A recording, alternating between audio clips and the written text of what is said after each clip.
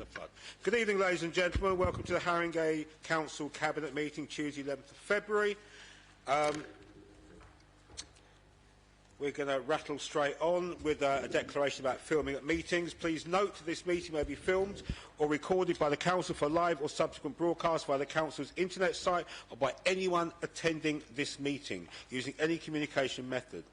Though we ask members of the public recording, filming or reporting on the meeting not to include the public seating areas, members of the public attending the meeting should be aware that we cannot guarantee that they will not be filmed or recorded by others attending this meeting. Members of the public participating in the meeting, for example, making deputations, asking questions or making oral protests, should be aware they are likely to be filmed, recorded or reported upon. By entering the meeting room and using the public seating area, you are consenting to being filmed and to the possible use of those images and sound recordings. The chair of this meeting, that's me, has the discretion to terminate or suspend the filming or recording if, in my opinion, continuation of the filming, recording or reporting would disrupt or prejudice the proceedings, infringe the rights of any individual or may lead to the breach of a legal obligation by the Council. Okay. Agenda item number 2, which is apologies. Hernley. Chair, we have apologies for absence from Councillor Bull and apologies for lateness from Councillor Hearn. Thank you very much. Item number 3 is apologies for lateness for Councillor Hearn, but not actually late enough not to be here at the moment. Good evening, Councillor Hearn. Okay, items of urgent business. Agenda item 3. Chair, there are no items of urgent business. Thank you very much. Declarations of interest. Item number 4. Any Cabinet colleagues have any interest to declare? Okay, that's a no. Thank you very much. Item number 5. Notice of intention to conduct business in private. Any representations received and a response to any such representations. Chair, there were no representations received at the agenda publication stage. Thank you very much. Agenda item number 6, my mistake. These are the minutes of the Cabinet meeting held on the 21st of January. These are within pages 1 to 28 of the pack. Cabinet colleagues, if you could have a look at those and confirm these as a correct record. Can we confirm? Is that agreed? Lovely. Thank you very much. Item number 7. Matters referred to Cabinet by the Overview and Scrutiny Committee. Just checking, there are no matters that have been reported by Overview and Scrutiny Committee.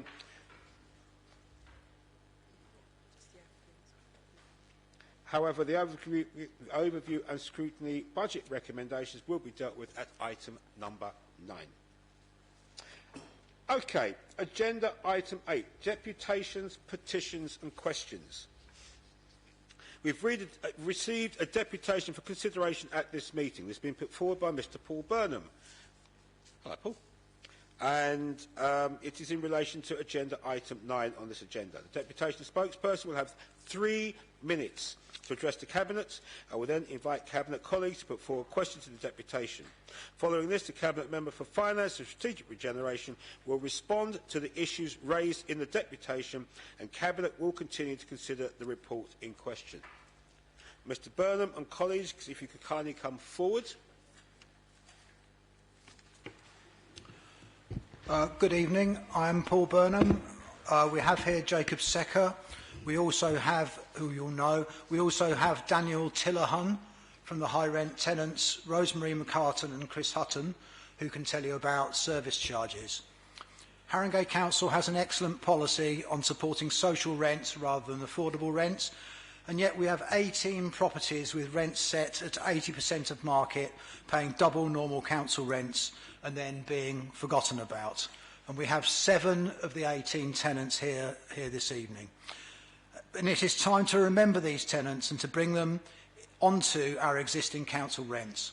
However, there is a problem here because the Mayor of London and some other people have created a lot of confusion about what social rent is. We are asking you to use the social rent formula as required by government guidance and not to set the rents at cap. And why not? Because the social rent cap is a piece of nonsense. £45 a week higher than normal council rents on average. And we also want you to open the books on how you set every social rent in this borough. That is the only way that tenants can have the certainty that we are being charged normal council rent and no more. And then on to service charges. The evidence is incontrovertible that something has gone badly wrong with the converted properties cleaning service charge. The tenants charged for 12 months before the service began, tenants charged for the leaseholder contribution in the current year, and by all accounts tenants stand to pay the leaseholder contribution next year as well, while of course the leaseholders themselves also pay. This is a crystal clear example of a revenue-driven service. Our recommendation is that you deliver this particular service at nil charge to the tenants next year, because that will be justified on the figures when you examine them. The one proposed charge where you have carried out a statutory resident consultation is the estate parking proposals. We call on you now to publish the results of that consultation, and the results will show that tenants reject any new or additional charges, and that tenants reject the subsidy argument, which is your whole justification for the service charging agenda. Finally, I can tell you that tenants and leaseholders will not be split or divided on this issue. On many occasions, leaseholders have been charged for tenant costs as well, when they should not have been. You are proposing more than £18 million of income in this budget, income from ourselves as residents to you in service charges, without any consultation, and there's something wrong there. So it is this council that needs to raise its game. You need to work with residents instead of us against us. We need one another, especially under the present government, with the problems we're going to face. When you make that change and you work with us, we will support you in return. Okay, thank you very much for being very concise, Mr Burnham. Any council, cabinet colleague got any questions for the deputation? Okay, clearly you've got your point across. Can I ask Councillor Ajay if he'd like to respond to the deputation, please?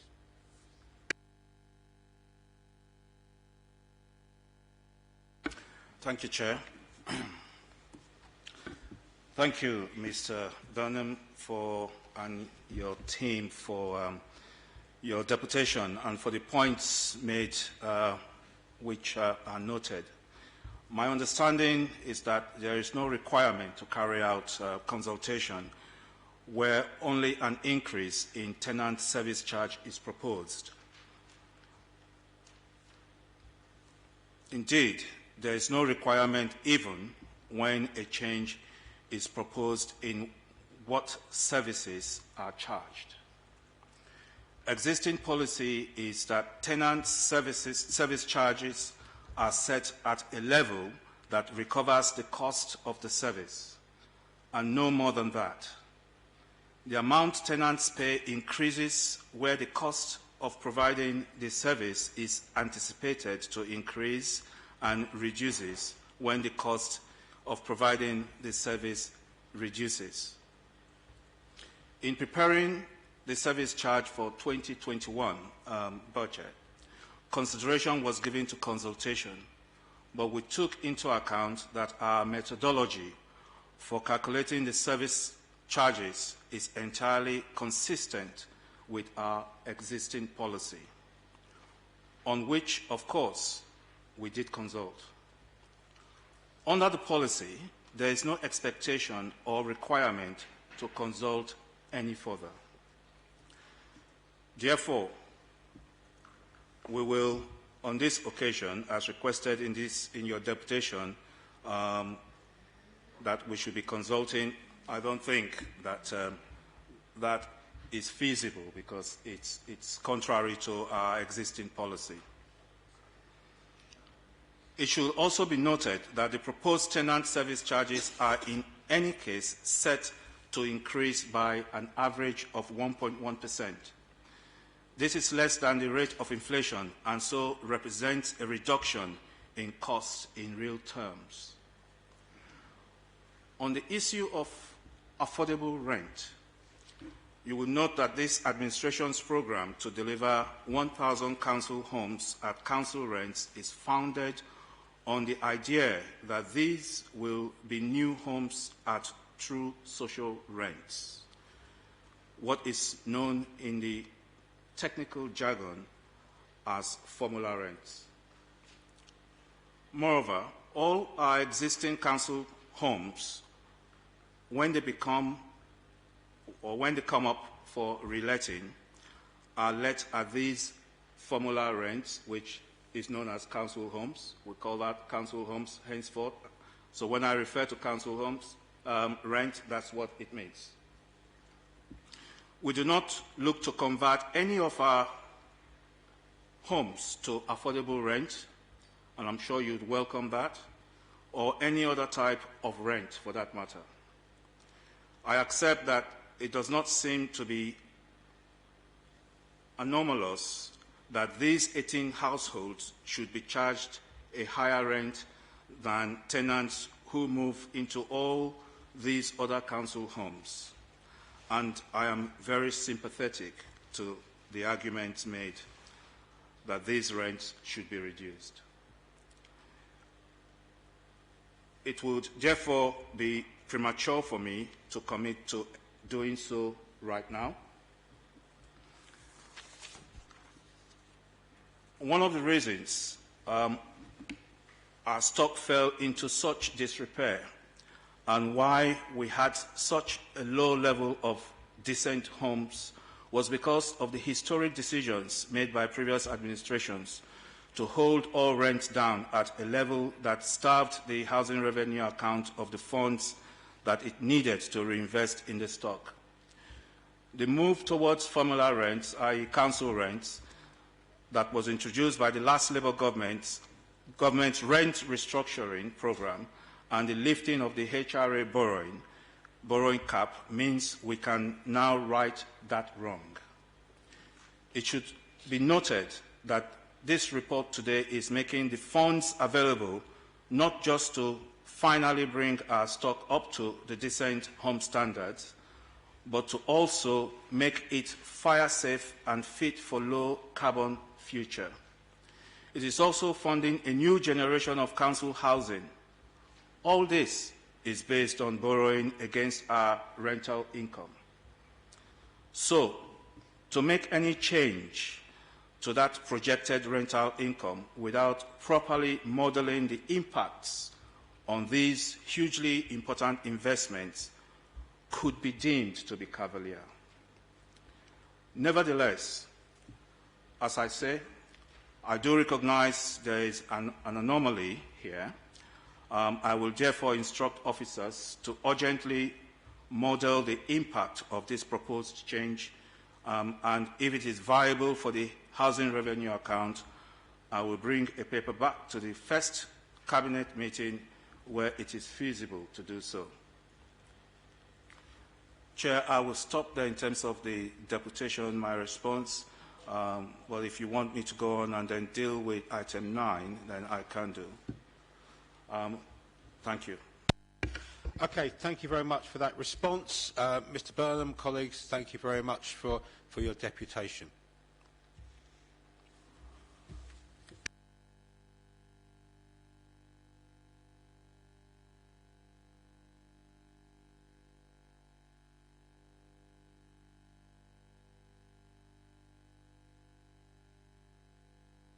Okay, we're now moving on to item number 9.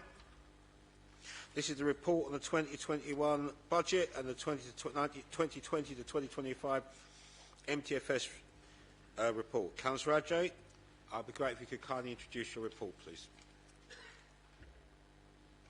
Thank you, Chair. The proposals set out in this report contain our 2021 budget and 5-year medium-term financial plan that will provide a clear financial plan during this unprecedented period of uncertainty for local authority budgeting. I am pleased to announce that we have breached the budget gap of 600,000 for 2021 outlined in my last report to Cabinet, and confirm that this has been achieved without needing to make any further reductions to service budgets.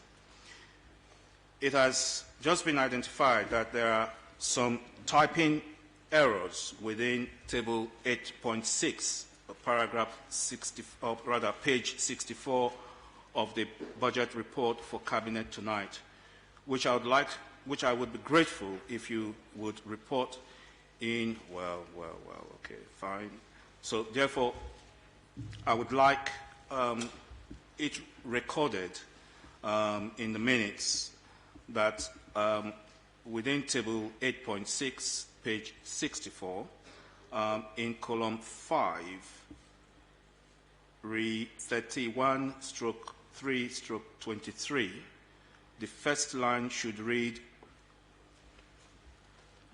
1,270,764 and not 12,709,764. The subtotal should read 1,285,516, not 12,724,516.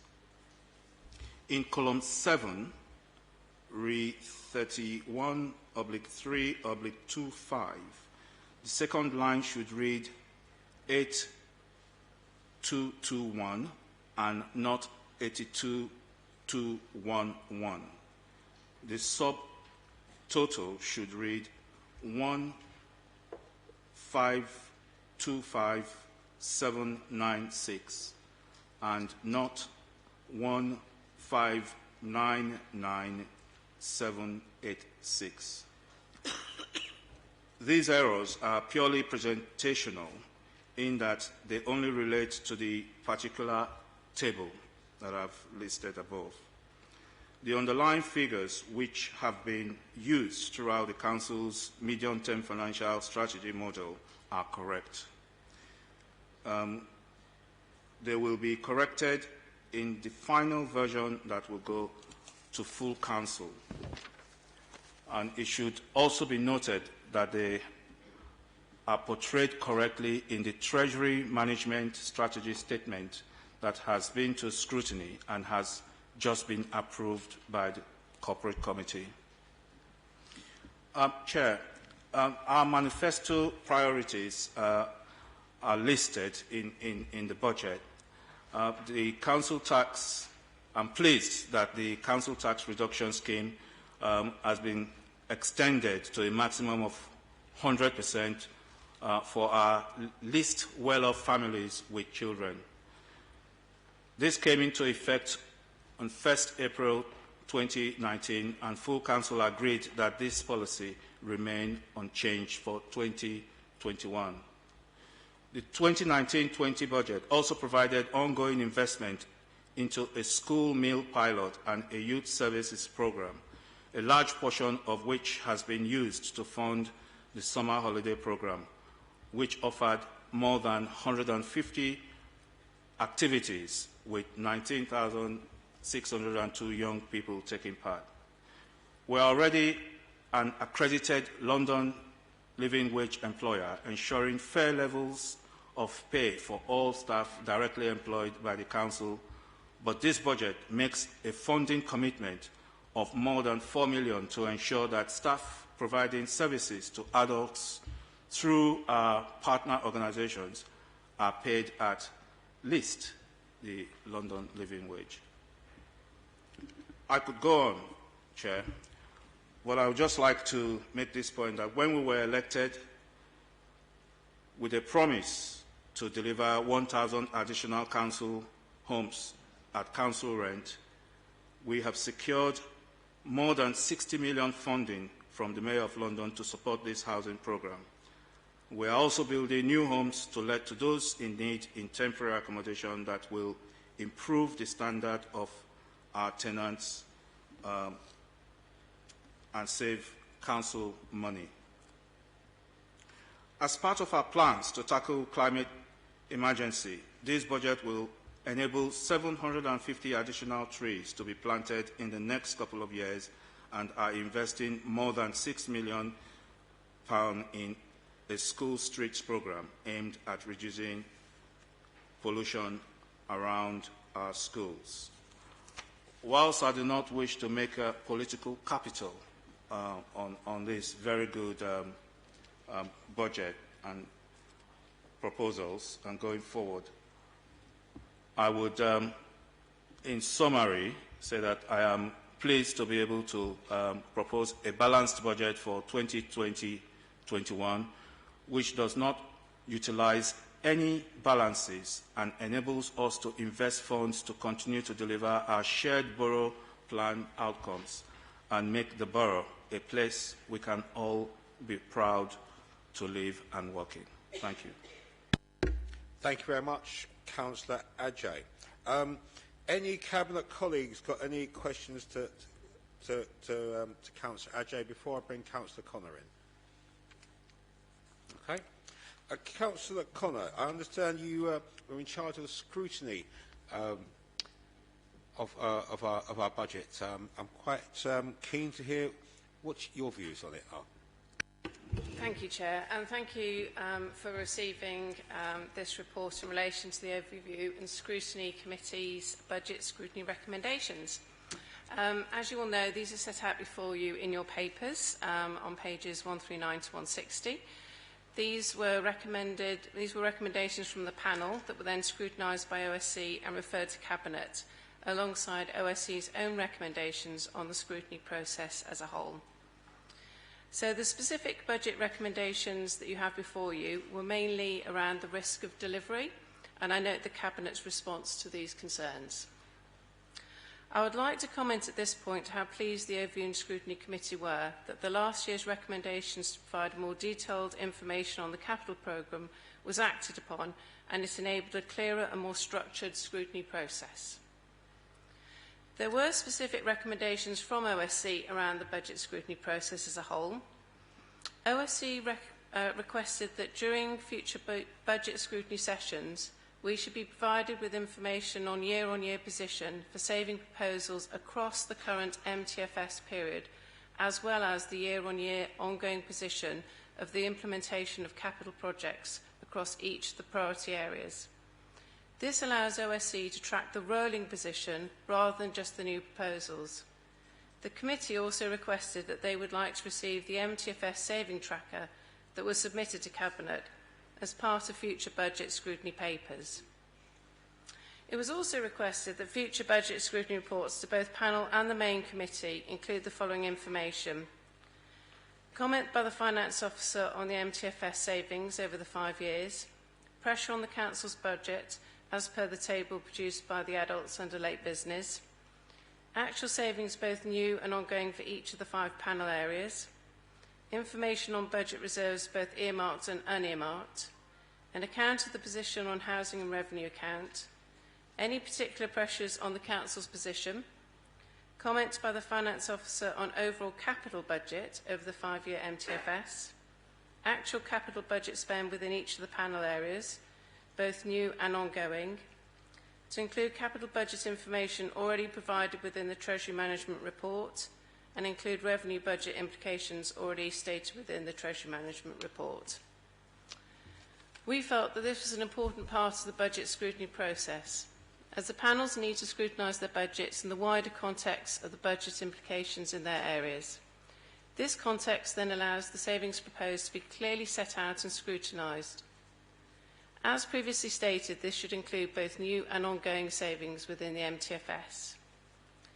In understanding both sets of savings, meaningful recommendations to OSC can be made. In having all the capital and revenue proposals clearly laid out, then OSC can make its final recommendations to Cabinet. And I'd like at this point to thank the Finance Officers for their support during this process and their agreement to these measures and the more detailed section under the heading General on pages 153 to 155, which will ensure both the capital and revenue budget scrutiny process continues to be strengthened. Thank you, Chair. Lovely. Thank you very much for that. Councillor Brabazon.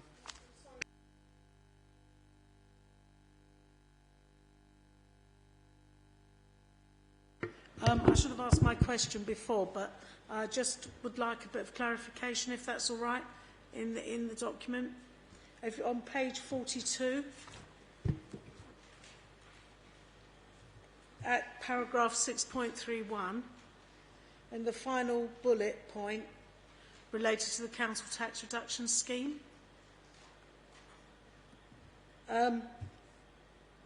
If I've understood this correctly, what this is saying is that there's a forecast that the number of people able to claim council tax reduction is going to be lower because of changes in the benefit system.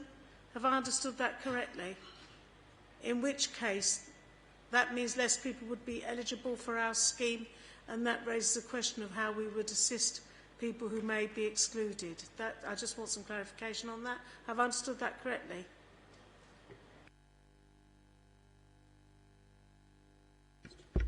Sorry, John. Sorry, Chair, I didn't quite catch the very last bit that Councillor Brabazon said there. It's really a question about the council tax reduction scheme, which we should all be very proud that we've introduced. But this suggests that the numbers may be lower because of changes in the national benefit system. Have I understood that correctly? Correct. That is correct, Chair. Right. Yes. And I think that raises a question for us as a council and how we then look at the implications of that. That's my point. Thank you very much. Do Cabinet colleagues have any questions either for Councillor Connor on her scrutiny report or further questions for Councillor Ajay? Okay. Thank you very much, Councillor Connor. Any other councillors present have any questions for Councillor Ajay on the budget report? Councillor Barnes.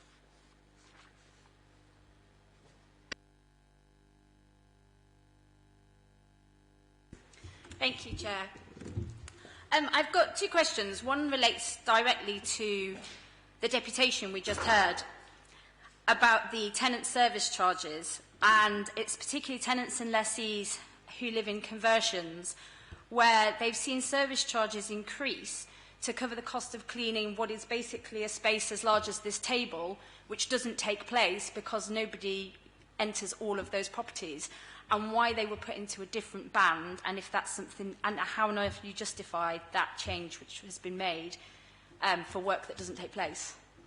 Do you have a second question, please? You've asked them both all at the same time, please. And the second is that we're grateful to see the Council setting aside resources to implement the motion on the London Living Wage, which was proposed in July 2018 by the Liberal Democrat Group, but we have some concerns about the pay-fors, which are described in paragraph 7.8.4. Can you describe plainly how these will generate savings and what difference they will make from the perspective of the client? Okay, before I pass that over to Councillor Ajay, I think it's only appropriate to state for the record that the stuff that we did on London Living Wage was in the Labour Party manifesto, which we won the election on in May last year. So, as wonderful it is that you guys agree with us, we're doing the things that we promised to do in our election. Right. Thank you, Leader. Chair. In terms of the first question, I don't really want to go into, well, can I just say that I will be concerned if the Council, i.e. Homes for Haringey, are charging for work that's not been done. So I'll take that away and make inquiries to ensure that, you know, what has been said, you know, is not actually the case. The lessees don't necessarily want this work done. It's literally the patch outside their front doors. It would be a waste of time for Homes for Haringey to do that work because they'd have so many properties to enter, but it seems unfair the tenants are paying for it to happen. It's not in anybody's interest, really, for Homes for Haringey to do the work because it's this much space that the tenants are happy to, and the lessees are usually happy to maintain. Well, I mean, those are obviously contractual tenancy issues. If, depending on the type of building, if work needs to be done, there are some tenants, and the Homes for Haringey obviously are obliged to carry out maintenance work, even though some leaseholders may not necessarily want the work to be done. And there's obviously, when those works are carried out, they are charged at the normal rate of section 20 notice, I think, is issued. But I hear what you say, but it's not something that I think we can resolve here today or this evening. But that's something that we'll take away. The second point you raised, I'll pass that to the officer to deal with that aspect. Thank you.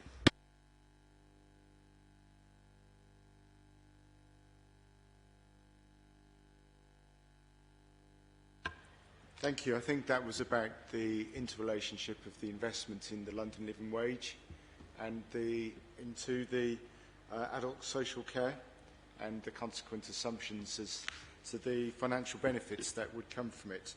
So as you say, Councillor, they are described in paragraph 7.8.4. Essentially, the investment costs more initially, but there are some mitigations that come from it. The payment of the higher rates not only secures a stable provision, which is a concern to the authority in a situation where other local authorities are paying the London living wage, so that secures the supply of this form of care, which obviously is essential to the authority. But it also facilitates a different relationship between ourselves and the supplier, and the paragraph there describes some of the service changes that we expect to put in place on the back of it, with the better use of technology and altogether reform, really, to the way that those contractors behave. Okay, thank you very much. Any other questions for Councillor Ajay? No? Right, then if Cabinet colleagues can turn to pages 33 to 35 of your pack, the recommendations are at paragraphs 3.1 to 3.20. If you can just quickly glance those, can we agree those? Is that agreed? Agreed? Lovely. Thank you very much. Moving on. Moving on now to item number 10, which is on page 293 of your pack. And this is the Borough Plan Delivery Plan, years 2019 to 23. I have to say it's slightly remiss of me, because I had expected to have a copy of our manifesto here with me, since the Borough Plan Delivery Plan is how we as a council are implementing the manifesto that Labour ran on and won on in 2019. 2018 even. This report we're publishing line by line what has been achieved so far and what we need to focus on in the year to come. I believe that there is a lot that we should be proud of. For example, on housing, we've restarted the council house building programme in Haringey. And we've hired the people that we need in order to deliver homes ourselves, build homes ourselves, and deliver on our ambitious programme. And we are now seeing shovels hit the ground. On the Templeton site, you'll shortly be able to see on our council internet the time-lapse of the council buildings there actually being built. These will be the first of the 350 of our first 1,000 planned council homes that will be started on site by spring of this year. It's also important that we point out that from April this year, more care workers across Haringey, as Councillor Ajay said earlier on, will be paid the London living wage. £10.75 an hour. For the work they do, I think that they are well worth it. I might even argue that they're underpaid, but we're working little by little to make their pay fairer. We're giving them the pay that they deserve, and we're further boosting spending power in our local economy. We've also made real strides to bring council services in-house again. We believe that when services are contracted out to for-profit companies, our residents lose out. The limited funds that the council has, they leak out of the borough and they leak out of the system, and workers experience lower terms and worse conditions. And furthermore, we believe that the services that we end up paying for are less accountable to residents and less accountable to the council to address and deliver the changes that we want to do. However, we accept There's a lot more still to do. But we are an ambitious council. We're optimistic about what can be achieved, even in the wake of December's general election results and the great lost opportunity that is Brexit. Socialism is the language of priorities, and in delivering this borough plan, we show the priorities that we have for delivering lasting change for the residents of Haringey. This report contains 223 line items of specific items that translate our manifesto into actions. It shows that real change is possible and that as a council we are still making real progress. However, we still accept we've got a long way to go, but what you see in this document is where we are in year 2 of our programme. Can I ask if Cabinet colleagues got any additional questions to ask on this report? Okay. Any other councillors present got any questions to ask on this report? Councillor Hare?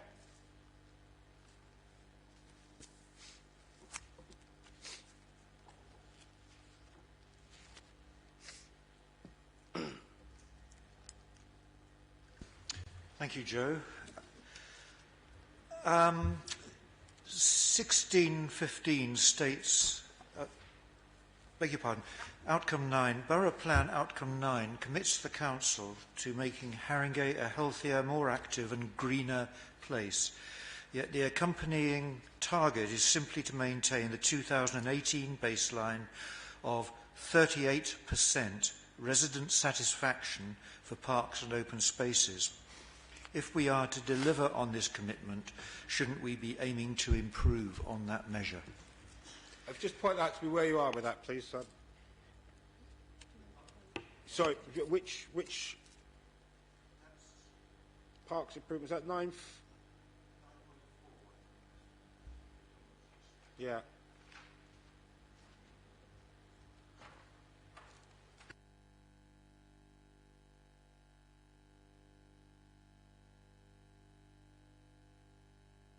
Okay. I'm just looking at that. Within each of these outcomes, there are a number of line items.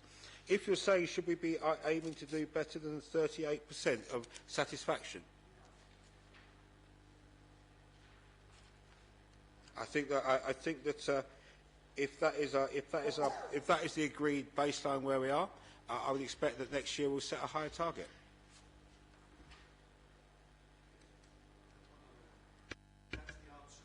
Yeah, go on.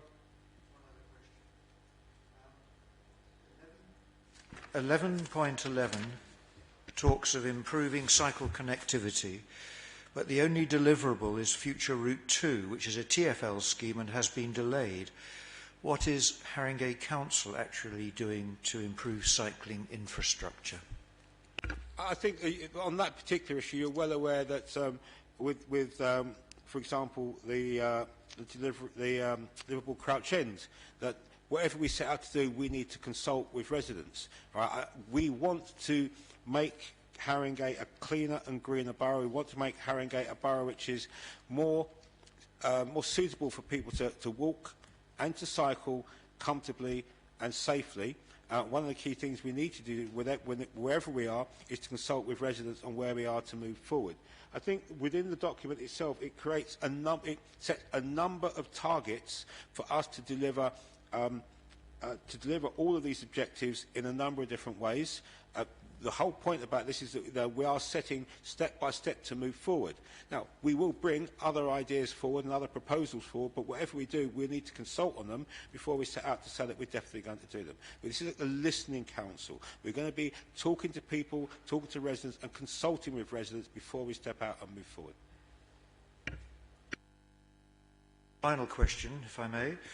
It's on outcome 17.4. Given the delays in producing the Fairness Commission's report and the substantial gap between the consultation events and the report's publication, which has arisen as a result, isn't there now a danger the Commission is reflecting the concerns of residents 18 months ago rather than their concerns now? Funny enough, I think that's That's an interesting comment and not an unfair comment. I would have loved to have had the Fairness Commission report brought out and completed sooner. However, there has been a process that we've been comfortable to go through, which involves making sure that those people who fed into the Fairness Commission are comfortable with the outcomes of the Fairness Commission, and we as a council have some direction to move forward with delivering that. Now, the Fairness Commission isn't going to be a standalone in a vacuum thing. We will go back and we will be talking to residents, I would expect, at the start of the next administration to see where we've got on delivering the things that that are in the existing Fairness Commission report. This isn't going to be a one-off. It's important to us what our residents think, and we will continue to consult them.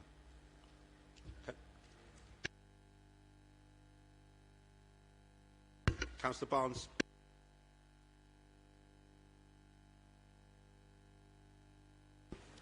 Thank you, Chair. I wanted to ask around outcome 1, it's 1.6 specifically, about the ensuring appropriate mix of new supply in homes for family homes and others, that it suggests no progress has been made, that there are no milestones and there are no plans for years 2, 3 and 4, and I wondered when there would be proposals and actions allocated there. Do you want all the questions at once?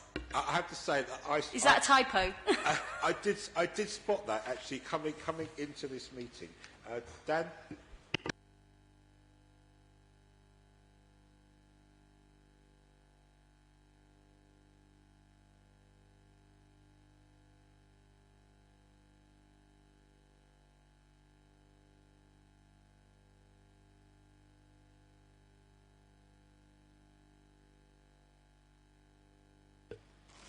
Yeah, I'm afraid I think that's a printing mistake. Let me... I apologise for that mistake. There should be something there, and we'll correct that. Okay, we'll come back to you on that. So I did actually spot that about... anyway, go on. Thank you. I like it when the questions are so straightforward. The next is around High Road West, which is in outcomes 1 and 6. So it seems to remain in place under year 2 delivery, but obviously there's a scrutiny going ahead, and I was under the impression that this could be something that was reviewed. So is it going ahead regardless of the scrutiny? And then it talks about jobs and social homes on the site. So will there be more social homes on the site than currently exist? And how many additional jobs will there be there? And what plans have we got for spaces such as the businesses that exist already at the Peacock Estate? Do you want that? Thank you. As you may be aware, we are still negotiating with the Mayor of London to have more social homes. Also we're working with, I know some may disagree, but we're working with the local residents there and the businesses in terms of taking the project forward. As regards scrutiny, yes, there's a scrutiny review, which is obviously scrutiny is duty to scrutinize. It's business as usual in terms of the project going forward, and it's all dependent on the conversations that we have with the Mayor's office. As you may also be aware, one of the reasons why discussions haven't progressed as much as we would have liked them to have been, it's because the previous deputy mayor responsible is now an MP, and one has just been appointed but hasn't assumed his position yet.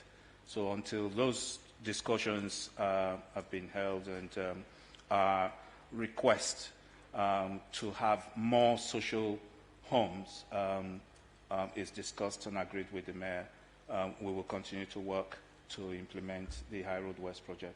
Obviously, we also look forward to hearing from scrutiny in terms of the review. Thank you. Thank you. And this one is probably also Councillor Radjay, I think. It's around the Outcome 16 and plans for economic development, which seems to be focused just on Tottenham and Wood Green. But then in Crouch End, as just one example, we've got a really good high street economy, or have had until recently, and in the last year the vacancy rate has more than doubled. So given the Council's reliance on business rates for income, or future reliance particularly, on business rates for income, should the strategy not look at the whole of the borough, including the West, to ensure that we have commercial stability and future growth? Okay, I'll take that just quick and simply. Yeah. The council is developing a high street strategy, which will look at what we need to do to boost every high street within the borough. Not all high streets are the same. Some of the big metropolitan high streets like Wood Green need different things from Crouch End or from Muswell Hill, or for some of the smaller high streets, for example, West Green Road. We are developing a strategy which will involve local businesses and local councillors, but we're looking at something specific for a number of different categories of high street, but that is coming in the forthcoming few months. Councillor Das Neves.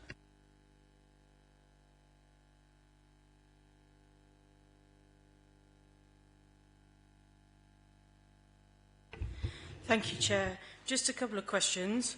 One is on item 9.3, tree planting. Do we, or does Cabinet feel that it's ambitious enough in its plans to increase the number of trees?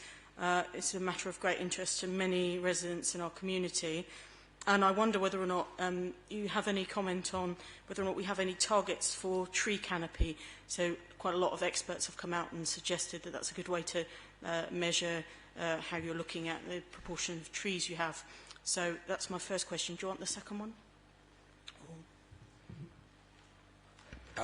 On that, I'm looking around for somebody who I can't actually see. Okay, just a quick one on trees. I think we want to plant as many trees as we possibly can.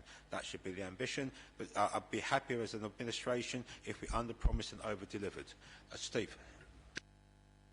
Yeah, just to say that we are always seeking additional funding externally for tree planting, especially working with the GLA.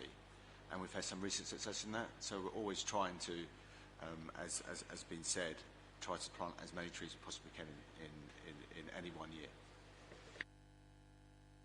The target on target tree canopy target? Tree canopy. I think that's a really interesting idea. I think can we come back to you on that, because I don't think it's been considered before. Thank you.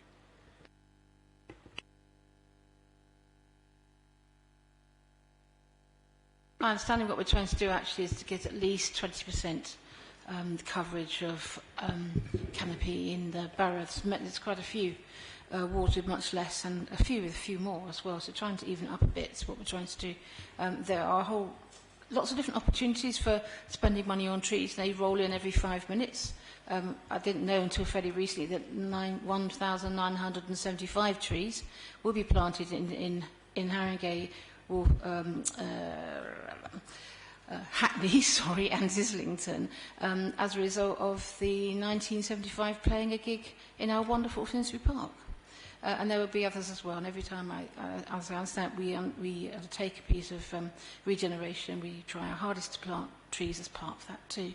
I have asked officers for a plan to try and bring together what we've done so far and what we do, and then to look at an aim for more trees, because I'm aware that some boroughs have got bigger budgets than us and can plant 3,000 trees or whatever it's Hackney said they were doing.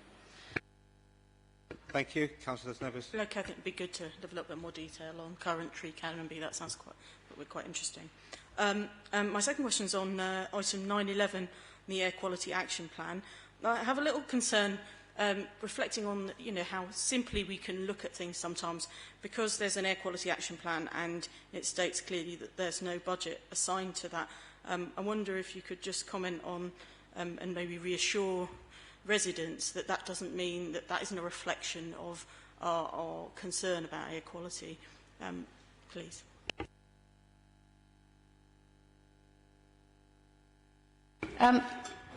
Quite a lot of the things we're trying to deliver for the Air Quality Action Plan will be delivered in other budgets. So it's like when people look through the budget, they don't see much that says climate change budget, but actually it's to be found in all kinds of places. So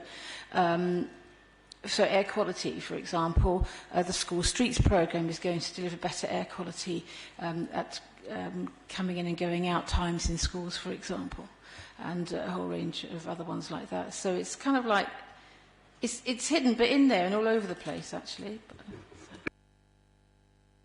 Thank you, Councillor Nevis. Any other councillors got any questions coming forward? Okay. Right, if we can just go to page 294 of your pack, the recommendation of paragraph 3.1. Is that agreed? Agreed? Lovely, thank you very much.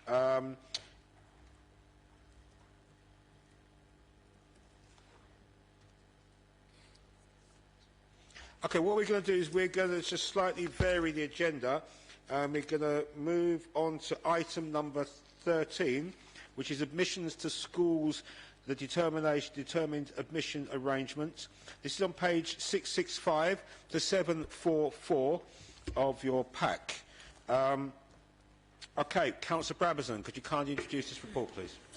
Yes, this is an annual report that has to come to Cabinet, which merely and simply lays out our admissions arrangements for the academic year 2021 to 22, which are set out in the appendices. It's entirely straightforward. The admissions code requires all admissions authorities to do this, and the Haringey Council is simply complying. And I'll just ask Cabinet to approve the admissions arrangements. Thank you very much, Councillor Brabazon. Cabinet colleagues, any questions on this report? Okay, no. Any other councillors present got any questions on this report? Okay, fine. The recommendations to this report are paragraph 3.1 on page 666. Are we comfortable to agree that? Is that agreed? Agreed. Lovely. Thank you very much. We just move on. 14, future of Stamford Hill Primary School. This is a report on the proposed future for Stamford Hill Primary School. Councillor Brabazon, could you kindly introduce this report, please? It is on page 745. This is, I think, the final in a series of reports which have come to Cabinet regarding the amalgamation of Stamford Hill Primary with Tiverton School. Again, all the consultation has taken place. There have been rounds of consultation, and this is now asking for the formal agreement of Cabinet to agree the amalgamation from September 1st, 2021, which means that Stamford Hill School will close from August 31st, 2020, I beg your pardon, will close from August 31st, 2020, with all pupils from Stamford Hill going on the roll of Tiverton Primary. Colleagues will be aware not only that we have had falling rolls, but that Stamford Hill got a relatively poor inspection, and an amalgamation was agreed, has been consulted widely. The Regional Schools Commissioner has been involved, and this is now just asking for the formal agreement to go ahead with the amalgamation. I'm not sure there's more to be said. Okay, thank you very much, Councillor Brabazon. Cabinet colleagues, any questions on this report? Any other councillors present got any questions on this report? Okay, lovely. Right, this report, the recommendations are paragraphs 3.1. They're on page 746. If you can turn to that. Are these agreed? Agreed? Lovely. Thank you very much. We're going to move on. 15. Closure of Osborne Grove Nursing Home pending redevelopment. This is a report by Councillor James. Councillor James, could you kindly introduce? This is on pages 867 to 934 of your pack. Councillor James, could you kindly introduce your report, please?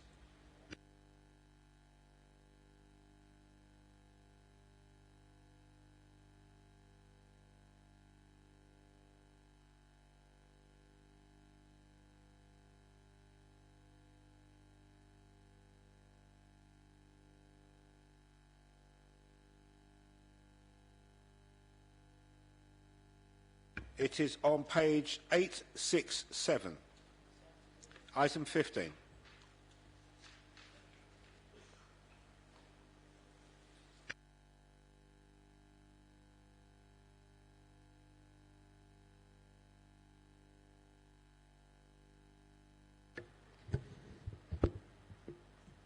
All right, Okay, this report follows on from the Cabinet decision in July 2019, which gave approval of a new 70-bed nursing home on the Osborne Grove site. It demonstrates the Council's commitment to providing high-quality nursing care in the borough and represents a major investment in new facilities. As demand for nursing care continues to grow, there is a need to increase the supply of residential nursing care places, and this development will do that.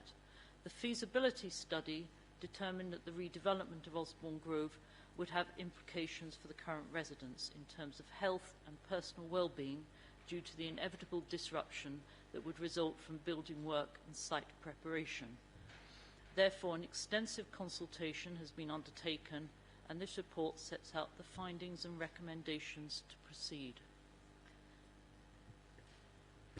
Thank you very much, Councillor James. Any Cabinet colleagues got any questions on this report? Any other councillors present got any questions on this report? Councillor Barnes.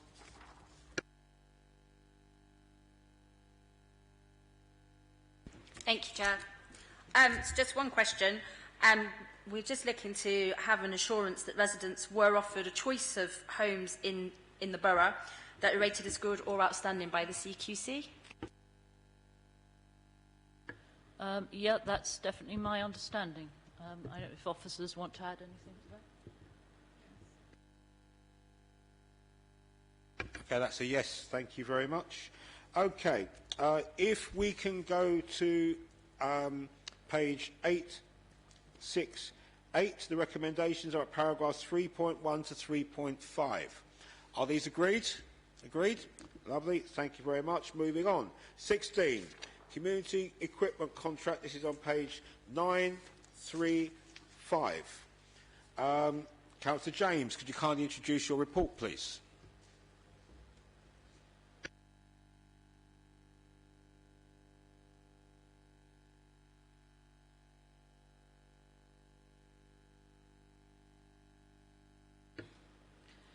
The provision of community equipment supports vulnerable people and their families to maintain healthy, safe and independent lives within their own homes, reducing the need for more complex and costly care and helping support the Council's budget position.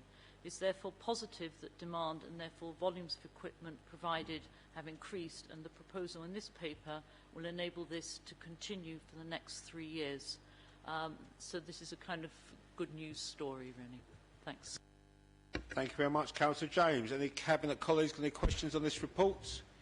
Any other councillors present got any questions on this report? Okay, fine, we move straight on to the recommendations. The recommendations are page 936. Excuse me, they're paragraphs 3A and B. Are these agreed? Agreed. Thank you very much. 17. We're now moving to item 17 and the report on the award of a contract to a positive behavioural support provider from the PBS framework. This report also has exempt information which will be considered in the private part of the meeting. If anybody's got any questions on the discussions of the exempt part, please wait until the exempt discussion later on. Councillor James, could you kindly introduce your report, please? Yeah, I'm delighted to present this paper which enables Council to bring back into use 2 sites at Walthioff Gardens for day opportunities for people with a range of needs. The key focus of this paper is the provision of care and support to people with complex learning difficulties and autism, potentially with behaviours that also challenge, in a day opportunity setting to enable them to lead more fulfilling lives. We're using our positive behavioural support framework because the people taking up this provision will have a range of needs which can be best supported by tailored and specialist offer of a skilled positive behavioural support provider. This provider is a voluntary sector organisation delivering London living wage to all its employees, and who will be working with the Council to enhance staff skills and capability in this area. I really commend this report and as representing really the next phase in the reopening of, or the opening of these day opportunities, and you're seeing that work continue, which has been co-designed and co-produced. Lovely. Thank you very much, Councillor James. Cabinet colleagues, any questions on this report? Any other councillors present got any questions on this report? Okay, fine. We will move to the decisions on this when we get to the exempt part at item number 26. Okay, Councillor James, I can see you on the roll. 18. We're now turning to this item. It is the report on the Canning Crescent Mental Health Recovery Centre. Councillor James, could you introduce this report, please? Yeah. Okay, I welcome this proposal as well. It's coming forward at this time. It's part of our manifesto commitment to improve health and well-being in Haringey. The model of recovery services proposed for Canning Crescent have learnt from services and research around the world so that we can provide the highest quality of services for our residents. We're committed to the services being co-produced with residents who have lived experience of mental health conditions, building on the excellent work already happening at the Council's Clarendon Recovery College. Moving to Canning Crescent and integrating with other services will allow us to create more jobs and volunteering opportunities for residents living with mental ill health. The services here are a key part of delivering on our vision for early intervention and will help to prevent homelessness, hospitalisation, relationship breakdowns and other harmful life events. Our proposal sustains the best of this award-winning building in order to provide a therapeutic and attractive environment that would be accessible and inclusive for people with a range of needs and demonstrate our commitment to provide positive and quality spaces. Finally, this development offers a key contribution to the wider regeneration of the area, bringing its benefits to residents who may be facing multiple challenges and demonstrating our commitment to their inclusion in the community of Haringey. Thank you. Okay, thank you very much for that, Councillor James. Cabinet colleagues, any questions on that report? Any other councillors present got any questions on the report? Okay, the recommendations are at page 962. The recommendations are paragraph 3.1. All right, are these agreed? Is that agreed? Agreed? Lovely. Thank you very much. Right, we're now going to go back to the items that we skipped over earlier. Item number 11 on the agenda is the Asset Management Plan. This is page 381 to 498 of your pack. Councillor Ajay, could you kindly introduce your report, please? Thank you, Chair. I am very pleased that this report presents the Council's new asset management plan for the period 2020 to 25, which is in line with the CIPFA's Strategic Asset Management Framework of August 2018. It includes an expectation that councils prepare an asset management plan alongside their capital strategies for 2021 municipal year. The asset management plan sets out the overarching strategy for the use of council property and land to support the delivery of the council's borough plan and council services. It provides a baseline on property and land matters and supports the capital investment decisions identified in the capital strategy and the MTFS. It will sit alongside the Council's capital strategy and capital programme for 2020-21 to 2024-25 and future updates. The AMP is an important tool in achieving the Council's policy and service ambitions. Therefore, as the AMP forms part of the capital strategy, it is the context for capital investment decisions, setting out major initiatives and priorities for capital investment, as well as investment required for compliance and carbon management planning.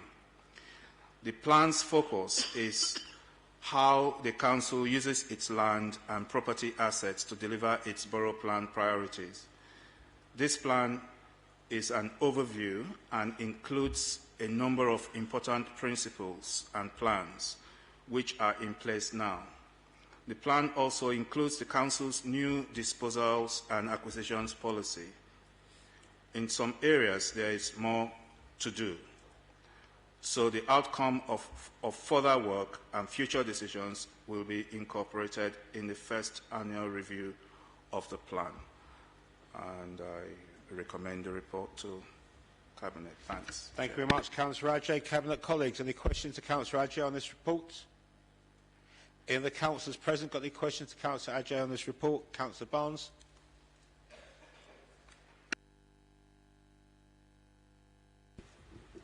Thank you, Chair. I've got two questions. One, we're really pleased that there's plans for a swimming pool in Wood Green, and I'd like to say it was a Liberal Democrat idea a long time ago. However, we're concerned that the proposal for the new leisure centre and an office hub would be located at the Wood Green Library site, and can you guarantee there won't be any reduction in the space available for the library or the services it provides? Do you want the second question now? Okay, good. Okay. And then the plan talks about fire safety in council homes on pages 473 and 474, but there's no mention of sprinklers.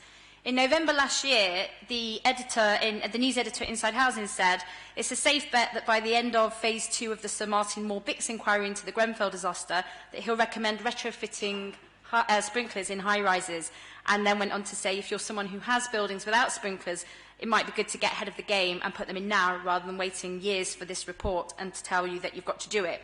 So with that in mind, does the Cabinet intend to get ahead of the game and install sprinklers, or wait many years to be told to do it? Okay, I'm going to sub the second question on to the people at the back, and the first question, the answer is yes.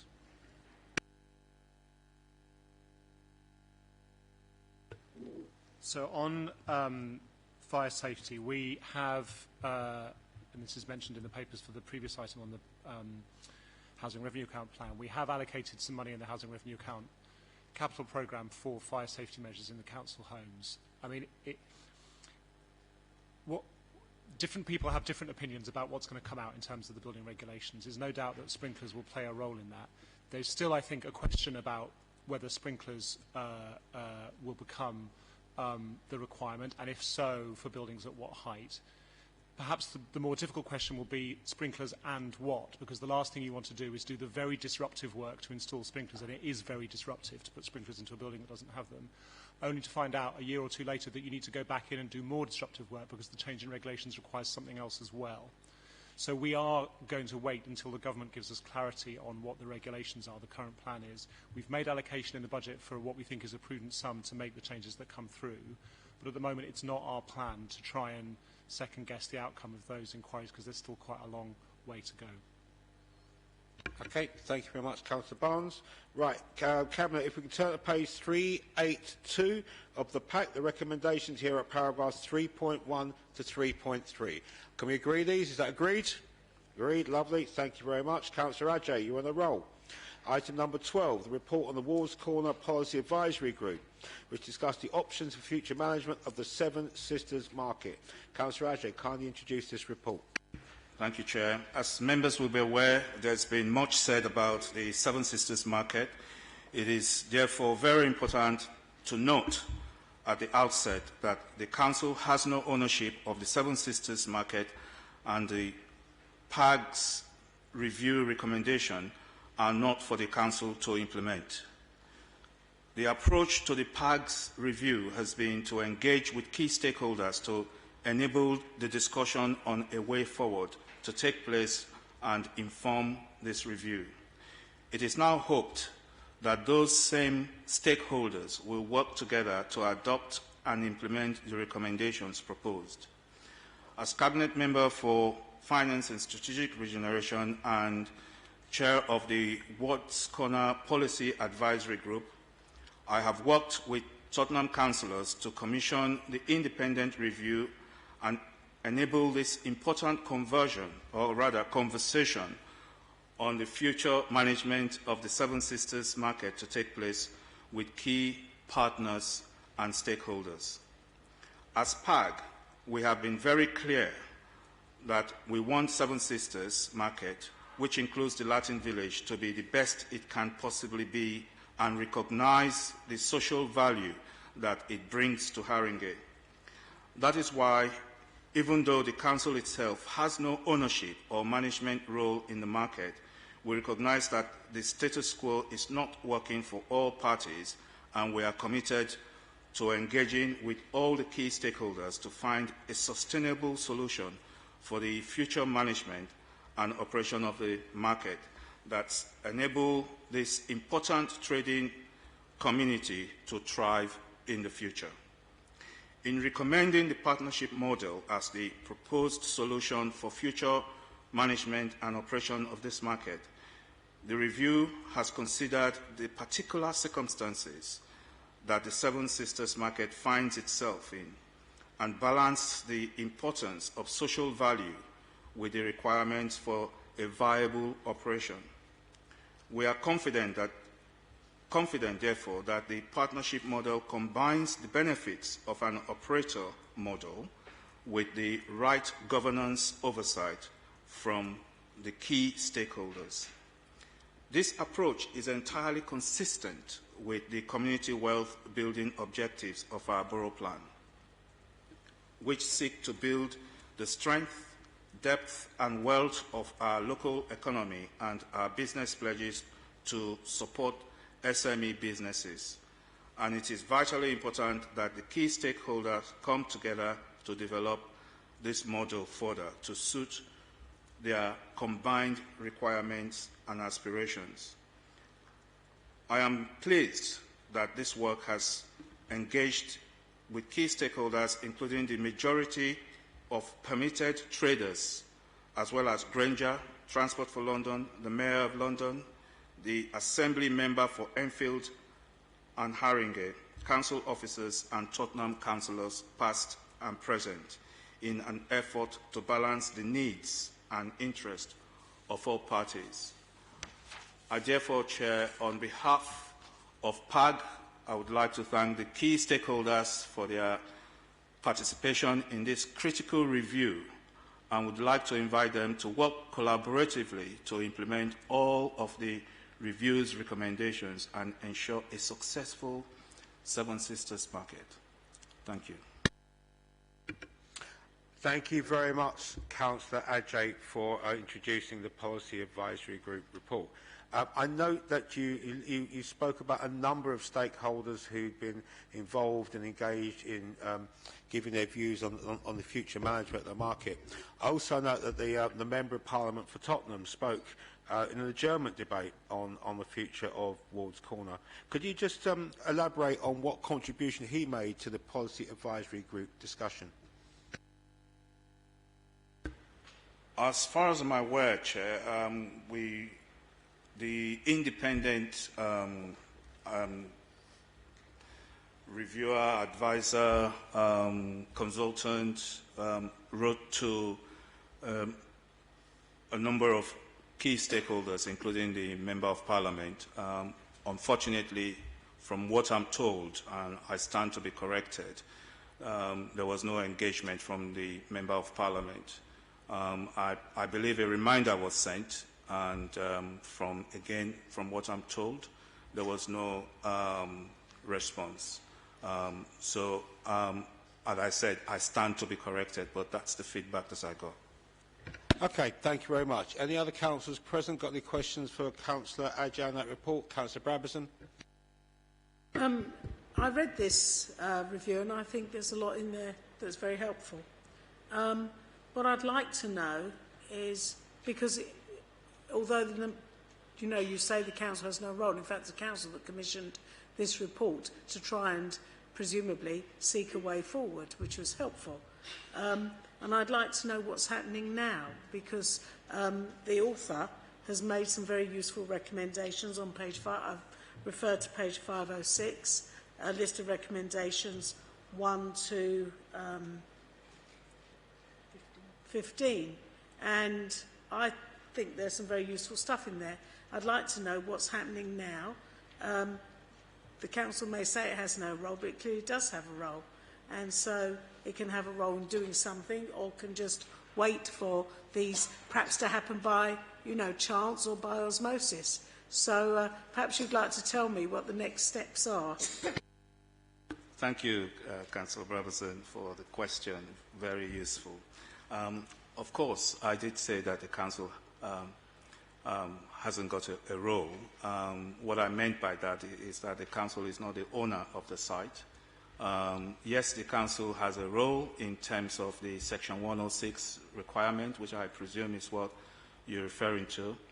But I can report that hopefully by the Friday, the 14th of this month, which is Valentine's Day, that Granger is proposing to appoint an acting market facilitator that will, and I think that is a very good and useful step because you need someone who will work with the traders to ensure that not only the recommendations in the report are implemented, but also that the Section 106 requirements are fulfilled.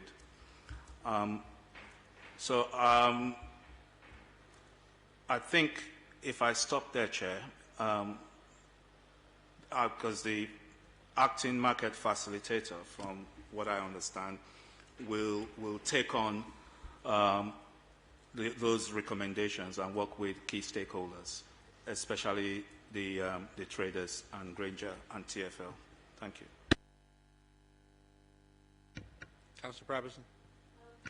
Again, in the body of the report, there are also some very helpful, I think, some genuinely helpful comments about the relationship between, or let's say the disparity in power between the market, asset management and the running of the market and the traders.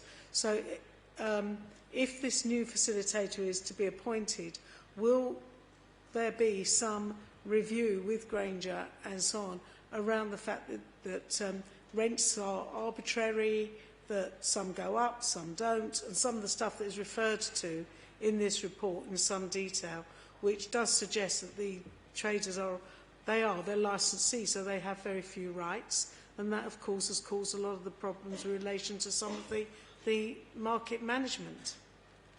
I think specifically on that, I mean, within the document itself, there are 15 recommendations, none of which directly are referred to the council, but all of which the council are happy to say that they support going forward.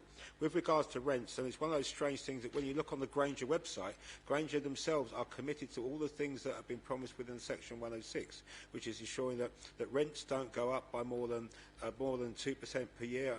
They get the same rents moving from the current market to the temporary market and back, same rent per square footage. There are a number of commitments which are much stronger than the commitments that they have at the moment, and what you raise is the fact that the market manager had carte blanche to raise rents on a Tuesday if that's what he felt like doing. That's not going to be the way that the traders are treated going forward, because it's not within the Section 106 agreement, it's not what Granger have said they're going to do, and the council is committed to ensuring that what's within the Section 106 with regards to rents and ensuring that the traders can trade there safely, securely for the long term is what happens. Councillor Chandwani. Thank you, Chair. I guess my question is similar to Councillor Brabazon's. Obviously, we've all been quite upset about hearing how the traders have stated that they have been treated by the current market management, and so I'm just a bit vague and a bit hazy, and if you can't, it's okay, but if you can let us know what future they are playing. I think they're called MAM or Courtbridge. I think they're both in the same people, but I think that hasn't helped this situation, and the things that we're hearing around insecurity, around how they've been bullied, how they've been harassed, how rents are just changing overnight, has not helped us get the best solution for the council, for the development and for the traders. So I don't think, as much as I love the PAG report, if they continue to be a stakeholder and a player in this, then we're going to continue seeing ourselves going backwards. So it'd be really good to know where they're at. Thank you. I can confirm it's public knowledge that MAM's Market Asset Management lease with TFL ends, I think, in September of this year, and I believe that contract or lease is not going to be renewed. So the way this has been framed is to exclude, I think, market asset management, although there are still stakeholders going forward up until that time. So if they engage with the key stakeholder, they are a key stakeholder, so they are required to engage. The partnership model will enable everyone to engage up until such time. If the contract is, in terms of the lease, is renewed by TfL, it's up to TfL. If it's not renewed, then again it's up to TfL. So in terms of that, I would say that if everyone is involved in the discussions, then I'm sure that there will be a way forward. Councillor Ibrahim. Sorry, I just wanted a point of clarification because I got a bit confused between what was just said there and what was said earlier. So you said that at some point a temporary market facilitator was going to be appointed from what day onwards? On an acting market facilitator will be, it is hoped that an acting market facilitator will be appointed on the 14th of this month, February. Okay. And then, if I may go further, Chair, to say that an appointment of a permanent market facilitator is likely to be in April of this year. And in terms of the question about an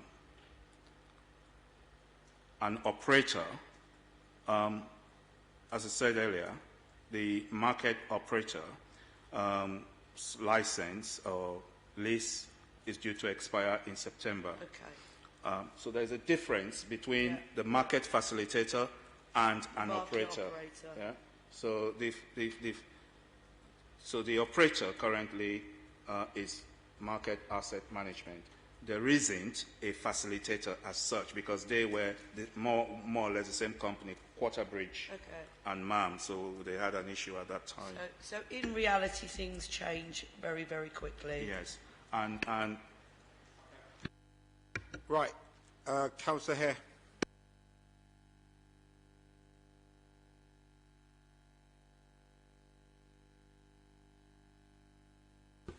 Thank you, Chair. 3 questions, I think. First one is the criteria for judging social value set out on page 65 of the report appear to be generic ones which could be applied to any market.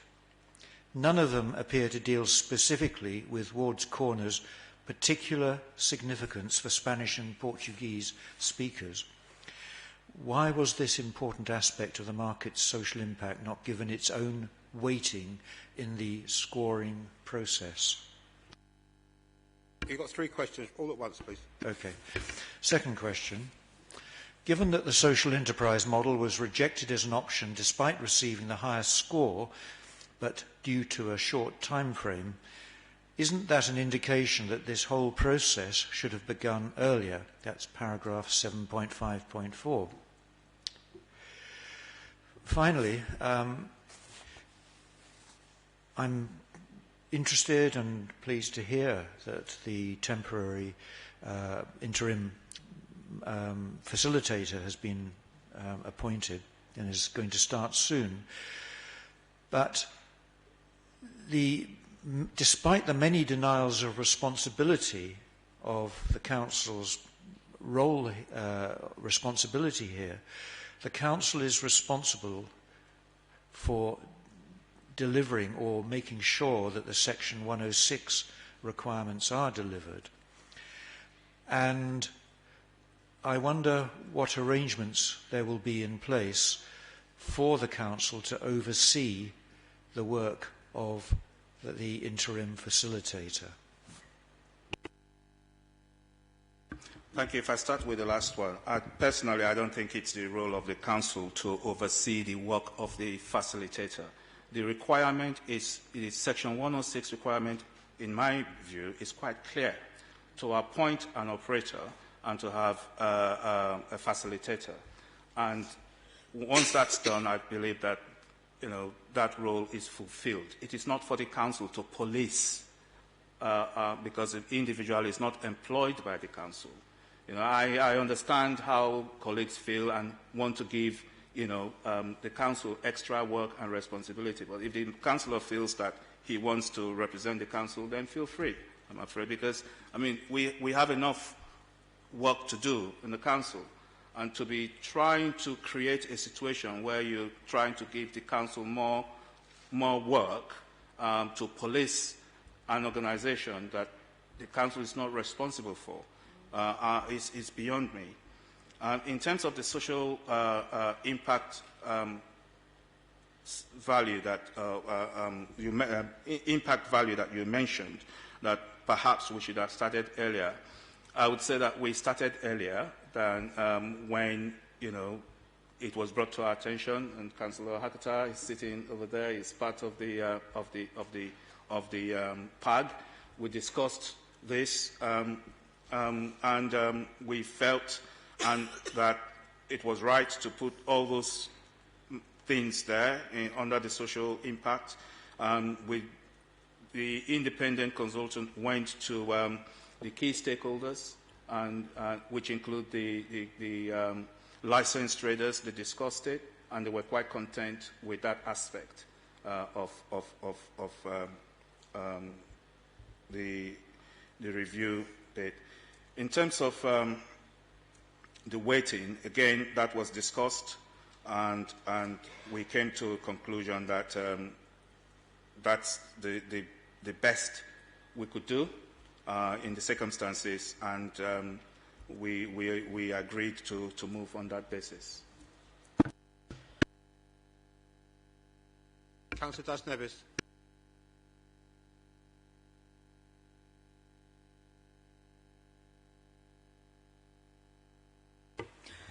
Thank you, Chair. Just a couple of questions. First one is, given that you mentioned the Section 106 and its management, I wonder if you could confirm how the review into the historical issues and management of the Section 106 is influencing our approach going forward, both to this particular case, but also how we might do things in future. Do you want both questions at the same time? And the second question is more broadly, I think, both to Cabinet Member and all of the Cabinet. I would like to know what conversations have taken place between the Council and traders since the last Cabinet meeting, in which it was really clear there was a large strain between the Council and some elements of the community in Ward's Corner.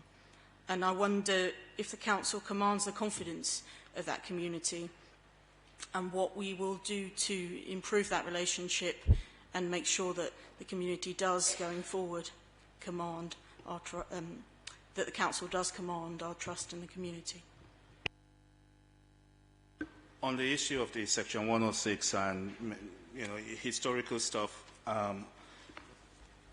the review did not look at the historical stuff because we were looking forward. I believe the scrutiny review, obviously, that was done, looked at that.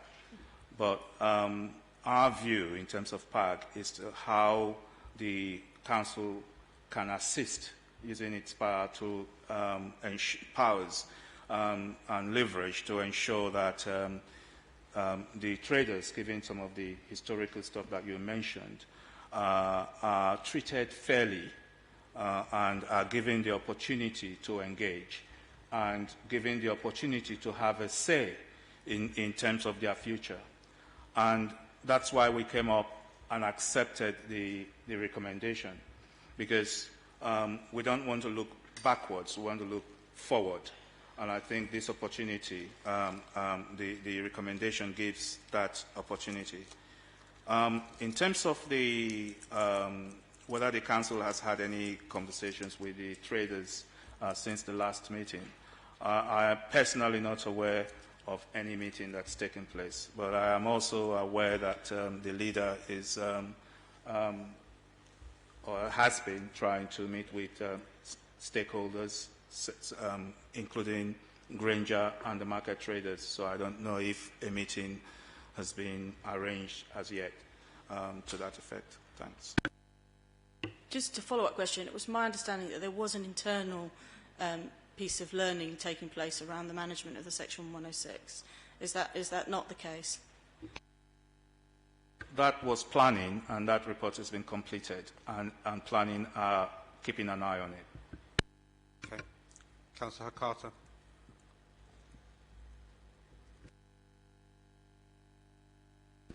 Thank you, Chair. Just wanted to ask a couple of questions, but in the context of actually being obviously one of the people that set up PAG in the first place, and the context in which it is meant to work, which in the original thinking of PAG, which came about through a conversation I actually had with my fellow ward councillor Julie Davis, who proposed a solution herself, which was based on I wouldn't say necessarily the failings, but the fact that we weren't engaging enough or communicating enough with the traders in the market. And I, with her blessing, went to Councillor Adjei with this, and we mapped out some of the terms of reference for the PAG group. And one of the keys was, obviously, there was a scrutiny review that was taking place at the same time, and it was important that PAG did not stray into the remit of the scrutiny review. And so the focus of PAG was very specific. It was to do with the future management of the market. Could you ask the question, please? All right, okay. So what concerns me is the fact that there's been a very, very specific remit for PAG, which was not to stray into the territory of the scrutiny review. Although they have both come up with similar recommendations, which is for greater engagement and empowerment of the market traders, they've done it for different reasons. And what concerns me would be if the findings and the recommendations of PAG are used in a way to misappropriate the recommendations of the scrutiny review and to deflect from the recommendations of the scrutiny review. So I just want to make sure... Sorry, Councillor Carter, is that the question? So that is my question, right, yeah. Okay, Councillor Adjei. Thank you, Councillor Carter, for your question. As you're aware, the scrutiny review recommendations have already been dealt with, and I will park that there. This report this evening is about the PAG, of which you were a member, and there's been a recommendation, and this is now being reported to Cabinet for noting. You walked in after I'd answered a question about the appointment of an acting market facilitator. So as we speak, the recommendations of PAG are already being implemented. So I hope that answers your question. Okay, I've noticed that two Cabinet members want to ask final questions on this, so I'll take them both and then we'll get a response, okay? So Councillor Brabazon and Councillor Chandwani. Can I ask you to, on page 14 of the report, which is page 530 of the pack, there are very interesting comments about the lease arrangements around Apex House and so on. And they're sort of a bit contradictory, and I'd just like some clarification, really, because I realise the author of the report has written this, but there are some implications, and I wonder what your take is on it, because it says in paragraph 4.2.2 that the lease between London Underground and MAM is due to expire in 2020, and we know that because we've heard that, but the details of the current lease are unknown and not relevant to this review, and so on and so forth. But then it goes on to say in 4.2.4 that the proposed lease arrangements for Apex House are unknown. The consultant has only been advised draft heads of terms have been discussed between Granger and MAM. So I'm just slightly confused about all of this because we're told it's going to expire, but paragraph 4.2.4 seems to suggest another round of arrangements. So I'm only reading the report, so don't shoot the messenger, And I'd just like to know what the comment is on this, please, what the implications are of how that's going to play out, because that is really important given the history of those relationships and all the stuff that came out in the scrutiny review. Right, Councillor Chandwani. Okay, I think my questions are also connected. So just to follow on from the last time I asked a question, because this is clarity, you said there that MAM are considered stakeholders in this, and I just want to understand what basis, because they are contracted by TfL, so TfL are the stakeholder, but are we now, how are they a stakeholder in their own right? I don't get that, because if TfL decides to cancel the contract or not go ahead with their renewal in September, then they're no longer allowed around the table. They're not allowed to still turn up in their own right, are they? So on what basis are they a stakeholder? If I start with yours first, given that they are currently the market operator, they are deemed a stakeholder. So that's the basis why they are a key stakeholder. Once their contract arrangement, I would say, with TfL ceases, and if it's not renewed, then they are no longer a stakeholder. I hope that clarifies that point. But because they are currently, they still have a lease, up until the end of that lease, they are a stakeholder. Yeah, so it's landlord-tenant relationship. Once the tenant moves out, it's no longer a relationship. And that's how that's deemed. In terms of the point you've made, Councillor Brabazon, about 422 and 424,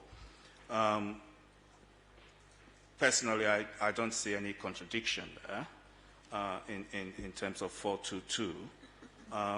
The 422 more or less is outlining that there's a relationship between TfL and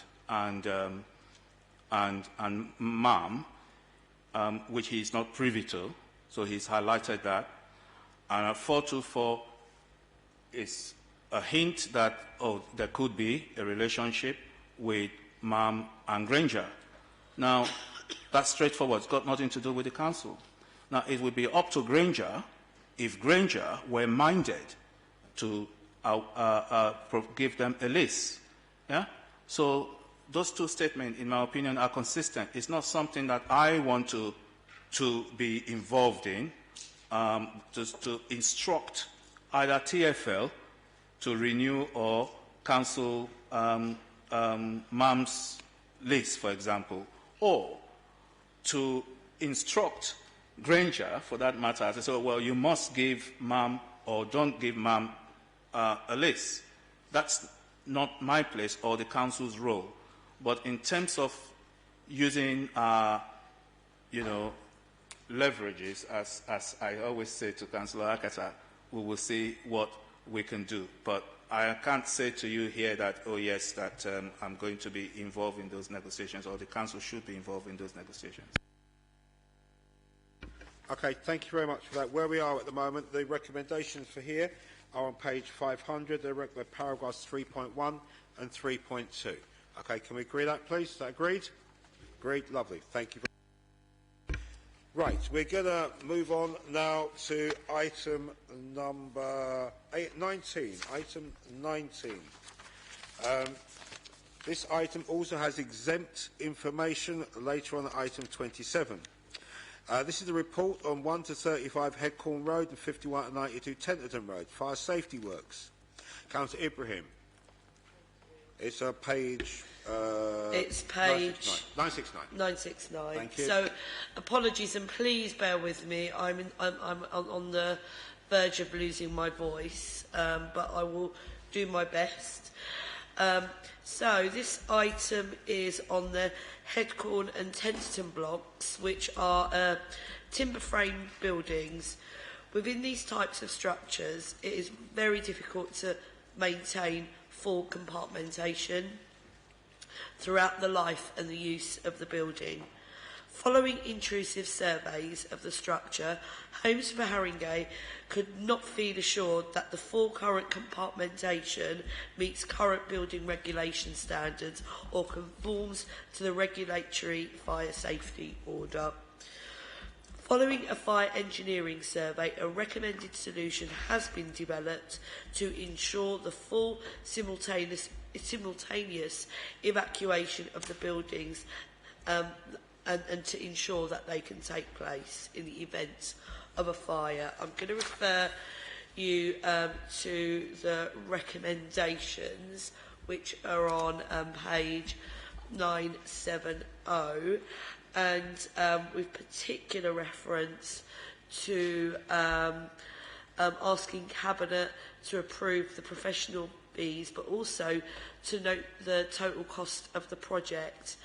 But just one particular recommendation that I'd like to ask for agreement on is for Cabinet to agree that there will be no recharge of the cost of the works to the leaseholders of properties included in the scope of this project for the reasons set out in 8.2.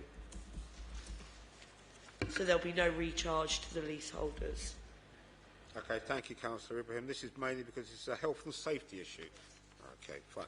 Any Cabinet colleagues?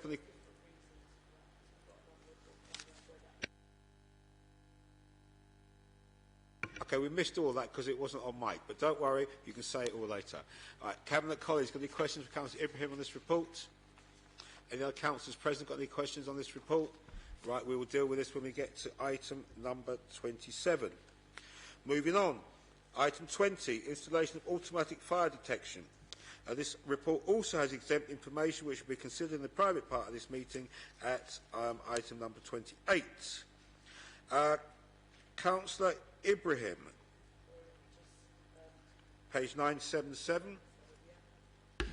So, again, this is in relation to the automatic fire detection and associated fire safety works in relation to our Victorian and Edwardian converted street properties.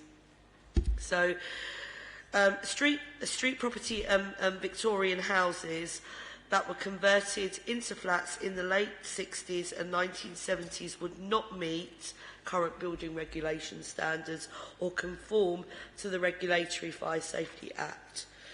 Guidance recommends that where full compartmentation cannot be assured, these types of properties would be best served by the installation of an automatic fire detection system. This system, with the appropriate upgrade of the fire doors means and means of escape route, will allow early simultaneous evacuation of the building in case a fire breaks out in any of the flats. So again, referring you to the recommendation and to note the full cost of these works. And on these, we will be charging the leaseholders. Thank you very much. Cabinet colleagues, any questions on this report? Any of the councillors present got any questions on this report? I'll take councillors in the order that I saw them. Councillor Dos Neves.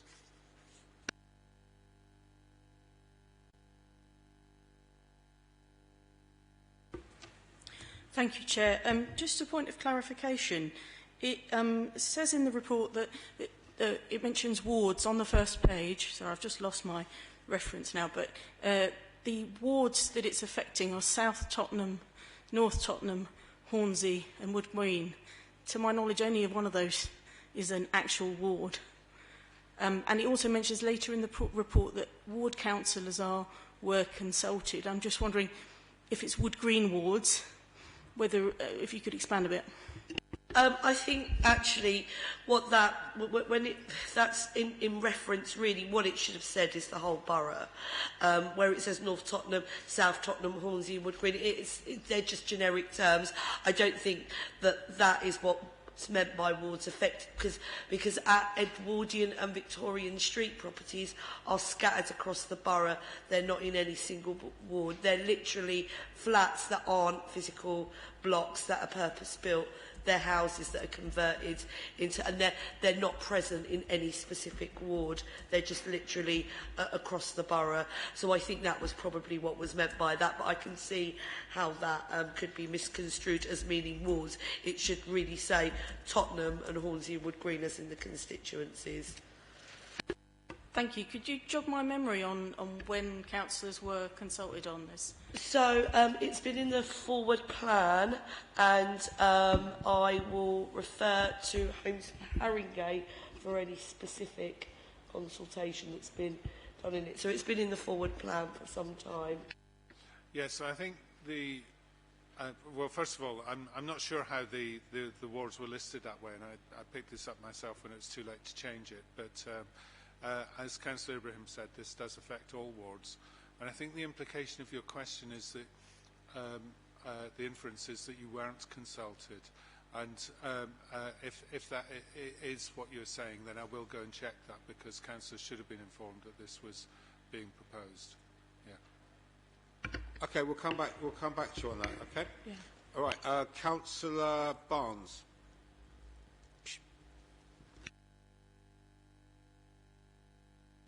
Thank you. I just wanted to ask whether or not you think it's fair that the lessees in the scattered dwellings will have to contribute toward the cost of the automatic fire detection, while those in Headcorn and Tenterden roads won't. Given it's an unforeseen and unplanned cost, it does seem unreasonable that only some lessees will have to contribute to the cost, and is there any way that the council could consider covering the cost for all lessees? So that's a very, very good question, Dawn, and that's why I was very, very clear when I went through, rather than just going through the Cabinet member introductions, I was very specific about the recommendation, and when the leader raised the reason why we weren't charging wasn't that specific reason. It's because of the actual I suppose it's a difficult decision to make, because what we could do is decide to charge. I mean, what would normally happen is we would charge all leaseholders, but the situation with Headcorn and Tenterden is more to do with the structure of those buildings and our responsibility for the whole building, and the Victorian and Edwardian properties. I think it's more to do with when those properties are purchased. What would normally happen is that when they exercise right to buy, there would be a full survey, there would be an understanding that there would have been some assessment done at some point whether those buildings met that standard, and there would have been some level of... Whereas with Headcorn and Tenterden, because it's a block that in its entirety we are kind of responsible for, that's the slight difference. I know there is probably a more technical answer on that, which is why I'm going to refer to Sean again. Yes, so I think the main difference between the scattered street properties in Headcorn and Tenterden from the point of view of charging leaseholders is that at Headcorn and Tenterden works were done in the past, and there would have been leaseholders in place at the time, and so leaseholders would have contributed towards those works, and it is arguable that those works should have included work either to improve the compartmentation, which would be a very extensive job and probably far too disruptive as our current advice is, or fit the fire detection and some of the other improvements at the time. It is also arguable that actually the way that those works were carried out may have contributed to the problem, but at least the issue should have been identified at the time and included in previous packages. Whereas with the street properties, what we're talking about is properties that were built that way, they were converted that way, they met the standards at the time, but they no longer meet the current standards. Therefore, we have to take action to make sure that they meet the current standards, and that is generally considered to be a reasonable cost to charge on to leaseholders. And also, I should stress that in terms of Headcorn and Tenterden, what I've been advised, it's very kind of simple things that one wouldn't think that have breached the compartmentation. They're like literally putting up shelves and hanging a TV on the wall, and that would be a reasonable thing that one would expect a tenant to do, or particularly with the way kind of modern technology has changed and the way we wouldn't expect a tenant to know that that would necessarily put them at risk, whereas that isn't the specific issue with the Victorian properties. Okay, thank you very much for that. Councillor Brabazon?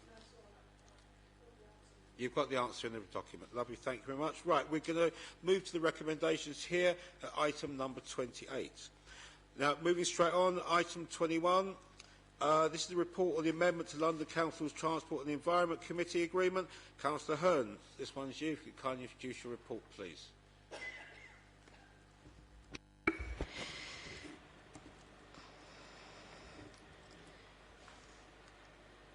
This report asks for for approval of London Council's Transport and Environment Committee agreements to be changed so that they can basically set up a company.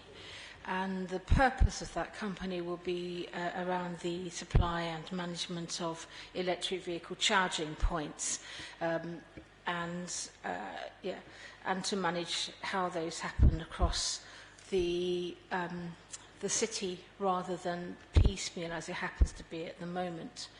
When they've set up the company, we're not necessarily obliged to join it if we do not think the terms are right. One of the things that obviously we're quite concerned with is that we do earn money from the provision of electric vehicle charging points, and we would not want to be financially disadvantaged. So when the company is set up and they've arranged all that they think it needs to do around the management of this really important thing to help us challenge the climate emergency, then we can decide whether or not it fits our purpose. So all you're being asked to do is to agree the arrangements, to agree a change to the committee's arrangements so that they can actually do this. Thank you very much for that, Councillor Hearn. Any Cabinet members present got any questions for Councillor Hearn on that report? Any other councillors present got any questions for Councillor Hearn on that report? Councillor Barnes?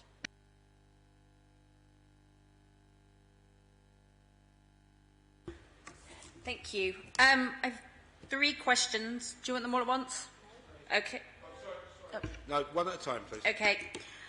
Does the Pan-London Agreement include design standards that will mean consistent, safe and accessible installation of electric vehicle charging points across London, such as charging units in the carriageway rather than on the pavements? And would Haringey also sign up to this?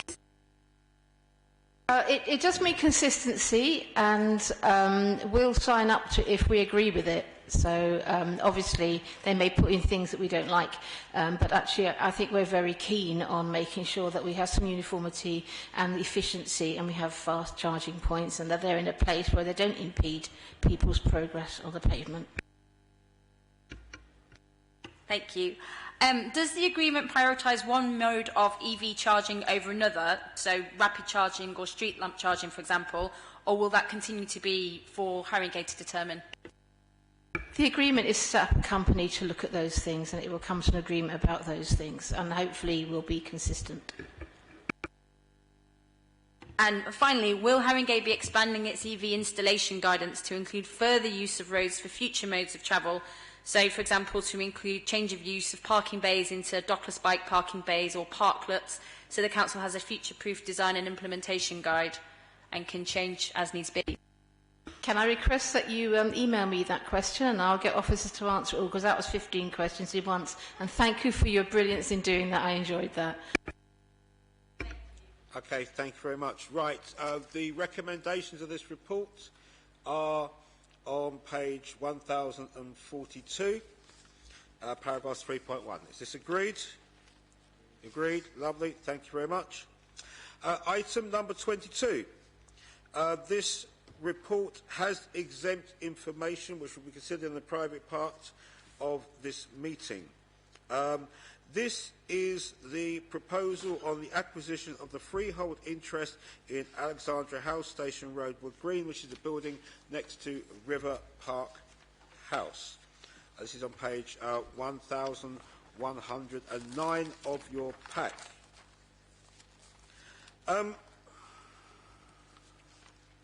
Obviously, River Park House has been in the media for a number of different reasons over the past 3 months.